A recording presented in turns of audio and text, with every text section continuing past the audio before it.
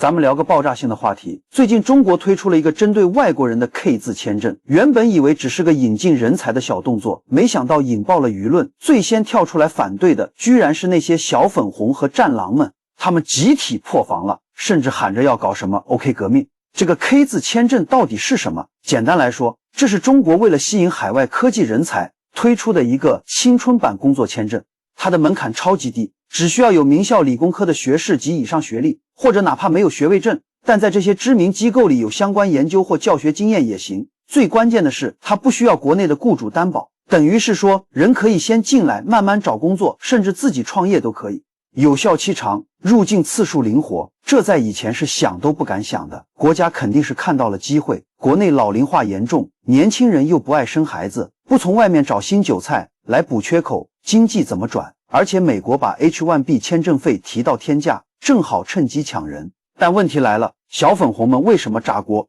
因为他们明白，真正顶尖的西方人才，人家有更好的移民国家，比如欧洲、加拿大、澳洲可以去。所以这个门槛低，看似广撒网的 K 签，大概率吸引来的是他们平时最瞧不上的东南亚、印度这些发展中国家的年轻人。小粉红的优越感彻底崩塌了，他们开始担心外国人来抢饭碗，更害怕外国人享有超国民待遇。想想看，长期以来，外国人来了之后，在大学里住豪华宿舍，买房买车，比没有本地户口的中国人还方便，甚至有些地方执法都会对外国人更宽松。这种对洋大人特权的恐惧，才是他们真正愤怒的根源。更有意思的是，官方媒体人民日报直接下场发文，公开驳斥小粉红们的观点，说咱们制造领域人才缺口高达几千万，可一边是几千万的大学生毕业即失业，一边说人才短缺，这逻辑听着多荒诞。说到底，这个 K 签的争议最讽刺的地方就在于，政府长期以来教育出极端的排外民族主义，